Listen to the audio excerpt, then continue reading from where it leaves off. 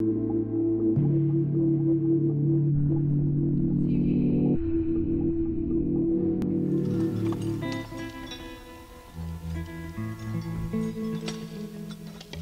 see the nature part of people as more fundamental and rudimentary. And I think in many circumstances people may make resolutions about things that they're going to do differently. From now on, I'm going to do this.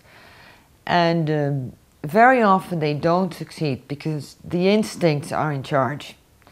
And very often our behavior is guided by the instincts, and we rationalize that afterward. And then we feel that we're in control because we thought of a good reason why we should be doing those things. And in actuality, the instincts are in charge. So I see the nature part as more fundamental and stronger in guiding our behavior, which is why it's so difficult. For instance, if you want to go on a diet, statistics show that people always fail at that. It can't be done because you have to rule over the instincts.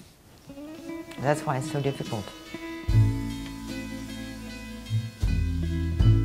I see a very prominent role for social psychology, maybe not necessarily in forecasting human nature, because that would mean forecasting how human nature evolves. That's not really social psychologically an important issue, but explaining human nature and understanding human nature, I see a very important role for social psychology, because social psychology nowadays is acknowledging that people are essentially not aware of what basically drives them, what their motives are. We have a lot of evidence that people think they can introspect about their motives and their reasons for behaving, and that's an illusion. People don't really know what motivates them. And social psychological experiments can help understand the true motives that guide behavior.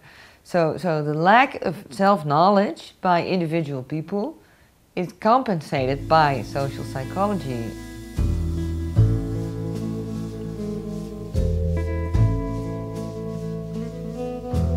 I do think that we have ways of creating ourselves. There's an interesting quote by George Bernard Shaw. He says, "Life is not about finding yourself, it's about creating yourself."